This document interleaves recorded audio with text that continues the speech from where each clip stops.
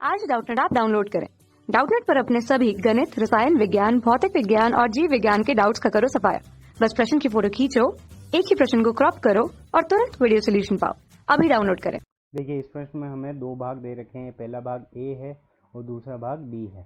ठीक है, तो ये भाग क्या कह रहा है कि द्रव्यमान संख्या ए के फलन के रूप में प्रति न्यूक्लियन बंधन ऊर्जा बी ई का एक वक्र प्रदर्शित है। अक्सर A B C D E वक्र पर विशेष नाभिकीय स्थितियों को व्यक्त करते हैं। कारण देते हुए दो प्रक्रम नाभिकीय विखंडन और दूसरा नाभिकीय संलयन के कारण क्या होंगे। हमें ये बिंदु दे रखे हैं। इस वक्र से बताना कि कब नाभिकीय विखंडन होगा और कब नाभिकीय संलयन होगा। बी भाग क्या कह रहा है कि नीचे दिए गए 6 प्रक्रम में प्रत्येक पद में उत्सर्जित रेडियो सक्रिय विकिरणों की प्रकृति पहचानिए। यानी कब किस प्रकार की रेडियो सक्रिय विकिरण उत्सर्जित होगी, ये दो प्रक्रम दे रखे हैं। फिर बी का जो अगला भाग कह रहा है कि हाइड्रोजन परमाणु के उत्सर्जन में एच अल्फा रेखाएं कब प्राप्त होती है और इस संक्रमण में उत्सर्जित फोटोन की आवृत्ति कितनी होगी वो ज्ञात कीजिए, परिकलित कीजिए यानी ज्ञात कीजिए। सबसे पहले हम देखते हैं कि बी ई बटावा ए का मतलब क्या होता है। बी ई बटावा ए होती है प्रति न्यूक्लियन बंधन ऊर्जा, यानी ये क्या करती है कि नाभिक की स्थिरता को दर्शाती है। तो पहले अपन ए से सी की तरफ चलते हैं। तो नाभिक के अंदर अपन देखते हैं बी ई बटावा ए का मान कैसा हो रहा है। तो द्रव्यमान संख्या अपनी क्या कर रही है, बढ़ती जा रही है ए से सी जाने पर, और जो सी पे जाके बी ई बटावा ए का मान क्या हो जाता है, अधिकतम हो जाता है। यहाँ पे देखिए बिंदु पर नियत है। फिर डी से ई की तरफ जाते हैं तो द्रव्यमान संख्या बढ़ती जाती है, पर नाभिकीय बंधन ऊर्जा का मान ई बिंदु के लिए डी बिंदु से कम है। यहाँ से जैसे ही इसके यहाँ पे रेखा खींचेंगे तो हमें पता चल जाएगा कि डी बिंदु से ई बिंदु की ओर कम है। अब देखो, बात करते हैं सबसे पहले बी ई बटावा ए का मतलब क्या होता है, न्यूक्लियन बंधन ऊर्जा। ठीक है, तो प्रति न्यूक्लियन प्रति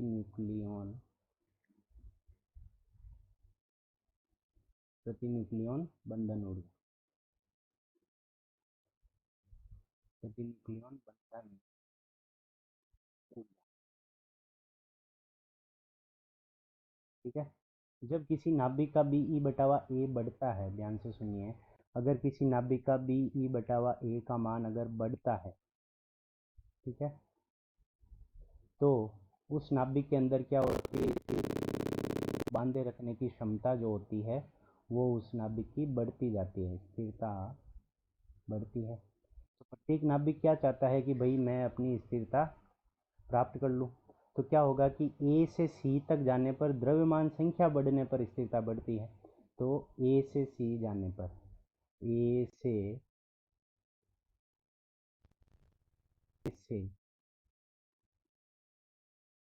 ए से सी ए से सी जाने पर,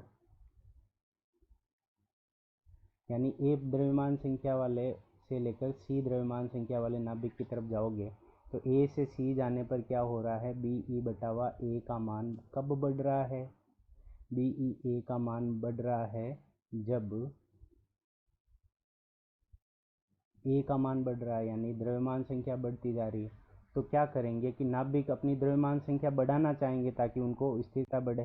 तो द्रव्यमान संख्या बढ़ाने के लिए क्या करेंगे, वो नाभिक क्या करेंगे, एक दूसरे से जुड़ेंगे। जुड़ के ही तो द्रव्यमान संख्या बढ़ सकती है। तो ए से सी जाने पर नाभिक जुड़ेंगे और जुड़ने के बाद द्रव्यमान संख्या बढ़ेगी, प्रति न्यूक्लियन बंधन ऊर्जा बढ़ेगी, तो नाभिकीय संलयन करेंगे, नाभिकीय संलयन, नाभिकीय संलयन।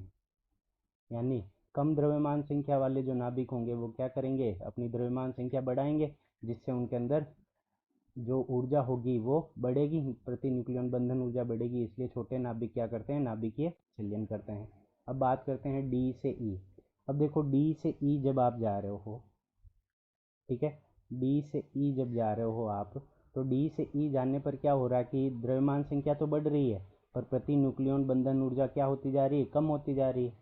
यानी ये वापस अपनी प्रति न्यूक्लियन बंधन ऊर्जा बढ़ाने के लिए क्या करेंगे, इस तरफ जाना चाहेंगे, इस तरफ जाना चाहेंगे, यानी द्रव्यमान संख्या को कम करना चाहेंगे, द्रव्यमान संख्या डी के बराबर करना चाहेंगे, जिससे प्रति न्यूक्लियन बंधन ऊर्जा बढ़ जाए। तो बात है डी से ई जाने पर, डी से ई जाने पर, ठीक है। डी से ई जाने पर क्या हो रहा है कि प्रति न्यूक्लियन बंधन ऊर्जा डी ई बटावा ए का मान घटता है और ए का मान बढ़ता है। ए का मान तो बढ़ता है और डी ई बटावा ए का मान घटता है।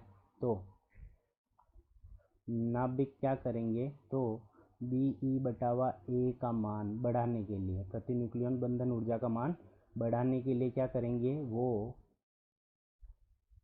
द्रव्यमान संख्या ए का मान क्या करेंगे, घटाएंगे। अब द्रव्यमान संख्या ए का मान तभी घट सकता है जब क्या हो, नाभिकीय विखंडन हो। नाभिकीय विखंडन, नाभिकीय विखंडन तो क्या होंगे, बड़ी जो परमाणु संख्या वाले, बड़े द्रव्यमान संख्या वाले जो नाभिक होंगे वो क्या करेंगे, नाभिकीय विखंडन करेंगे, और छोटी द्रव्यमान संख्या वाले नाभिक क्या करेंगे, नाभिकीय संलयन करेंगे। अब करते हैं बी भाग की बात। ए भाग हो गया हमारा। यहाँ पे बी भाग के लिए कह रहा कि ए जेड यहाँ पे है क्या, परमाणु क्रमांक, और ये ए क्या है, द्रव्यमान संख्या। तो ए से ये जा रहा है, ए एक्स कोई भी है परमाणु, ठीक है, तो वो इस तरफ जा रहा है वो, और वाई में परिवर्तित हो रहा है, वाई डब्ल्यू में परिवर्तित हो रहा है। तो देखो सबसे पहले बी भाग, ठीक है, कोई भी एक्स है पदार्थ, तो उसका परमाणु क्रमांक है Z और उसका द्रव्यमान संख्या है A। अब वो किस में जा रहा है, तो देखो Y में परिवर्तित हो रहा है। Y के अंदर क्या है कि उसका परमाणु क्रमांक में 2 की कमी हो जाती है और द्रव्यमान संख्या के अंदर 4 की कमी हो जाती है।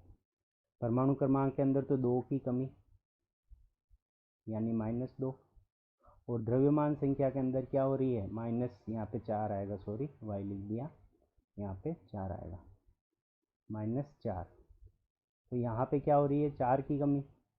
अब देखो ये 4 की कमी तभी पूरी हो सकती है, परमाणु क्रमांक में 2 की कमी और द्रव्यमान संख्या में 4 की कमी तभी पूरी हो सकती है, क्योंकि क्या रहना चाहिए, बैलेंस रहना चाहिए। बैलेंस रहने के लिए क्या होगा कि जो अल्फा होती है, ठीक है, अल्फा जो होता है उसके अंदर क्या होता है, अल्फा का जो परमाणु क्रमांक 2 होता है और द्रव्यमान संख्या 4 होती है। तो इन दोनों को जब जोड़ेंगे तो वापस हमारे पास समान द्रव्यमान संख्या और समान परमाणु क्रमांक आ जाएगा। तो इससे क्या हो जाएगा कि इस प्रक्रम में क्या होगा कि अल्फा विकिरण,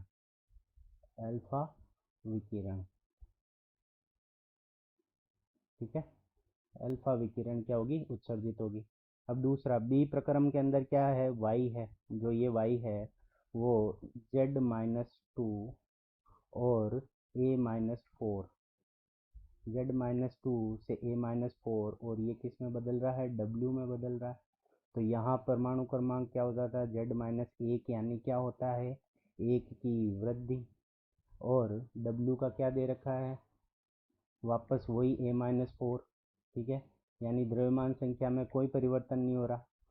तो ये A-4, तो ये तभी संभव है जब बीटा निकले, बीटा क्षय हो तभी क्या होगा, बीटा क्षय के कारण यहाँ पे द्रव्यमान संख्या में 1 की परमाणु क्रमांक के अंदर 1 की वृद्धि हो जाएगी। तो -1E0, और ये हो जाएगा एंटी न्यूट्रिनो, ठीक है। तो यहाँ पे ये जो होगा इसके अंदर कौन सी विकिरण निकलेगी, बीटा विकिरण,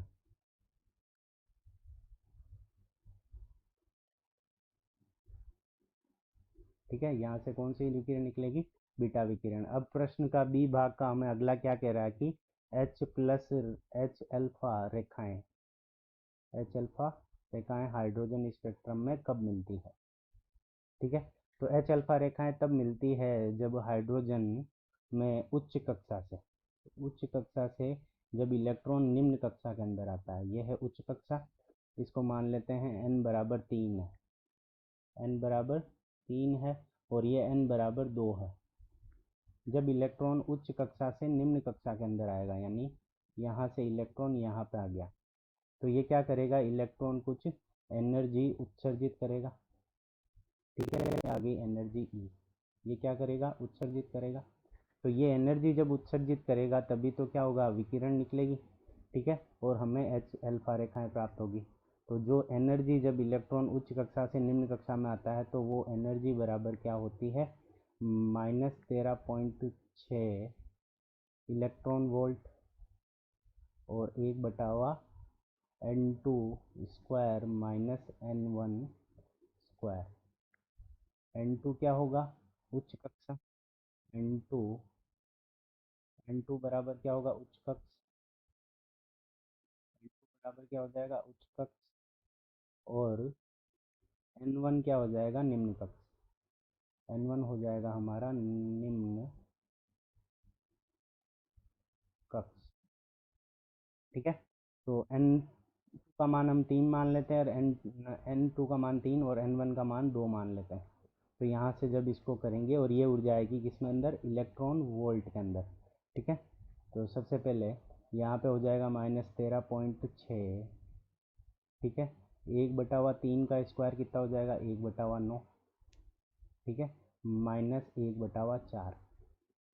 जब हम इसका एलसीएम लेंगे तो ये कितना हो जाएगा, -13.6 इलेक्ट्रॉन वोल्ट बटावा, यहाँ हो जाएगा इन दोनों का एलसीएम 36 और 4 - 9, ठीक है, और ये आएगा इलेक्ट्रॉन वोल्ट के अंदर और इलेक्ट्रॉन वोल्ट के अंदर, ठीक है।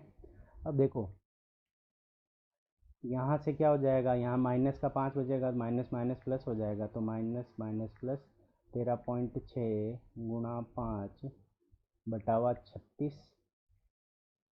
ठीक है, और ये ऊर्जा आ रही है इलेक्ट्रॉन वोल्ट में। अब जब ये फोटोन यानी ऊर्जा जब उत्सर्जित होगी तो फोटोन उत्सर्जित होगा, तो उस फोटोन की आवृत्ति को अपन क्या लिख सकते हैं, ई बराबर क्या होता है, एच न्यू, ई बराबर क्या होता है, एच न्यू। न्यू क्या है यहाँ पे, आवृत्ति, न्यू क्या है, आवृत्ति। हमें क्या करना है, जब एच अल्फा रेखाओं का फोटोन की आवृत्ति ही निकालनी है, तो इस समीकरण को हम 1 नंबर दे देते हैं, इस समीकरण को अपन 2 नंबर दे देते हैं, 1 और 2 को क्या करेंगे, बराबर कर लेंगे। तो एच न्यू बराबर कितना हो जाएगा, 13.6 गुणा 5 बटावा 36 इंटू इलेक्ट्रॉन वोल्ट को जब हम जूल में बदलेंगे तो इलेक्ट्रॉन का चार्ज 1.6 गुणा 10 की घात -19, यहाँ से हमारी ऊर्जा किसके अंदर आ जाएगी, जूल के अंदर आ जाएगी, तो ये आ जाएगी जूल के अंदर। अब देखो h का मान कितना होता है, 6.62 गुणा 10 की घात -34, ठीक है, और यहाँ से ये न्यू बराबर ये हो जाएगा, तो ये 13.6 गुणा 5 गुणा 1.6 गुणा 10 की घात -19 बटावा 36, ठीक है। तो न्यू बराबर क्या हो जाएगा, न्यू बराबर हो जाएगा 13.6 गुणा 5 गुणा 1.6 गुणा 10 की घात -19 बटावा 6.62 गुणा 10 की घात -34, ठीक है। अब देखो इसको जब हम हल करेंगे तो हमारे पास न्यू जो आ जाएगी वो आ जाएगी 4.57 गुणा 10 की घात 14 हर्ट्ज, ठीक है। इस प्रकार हमारे पास आवृत्ति आ जाएगी। Thank you. कक्षा 6वीं से 12वीं से लेकर नीट, IIT, JEE वो एडवांस के लेवल तक 1 करोड़ से ज्यादा छात्रों का भरोसा। आज ही डाउनलोड करें डाउटनेट ऐप या व्हाट्सएप करें अपने सारे डाउट्स 8400 400 400 पर।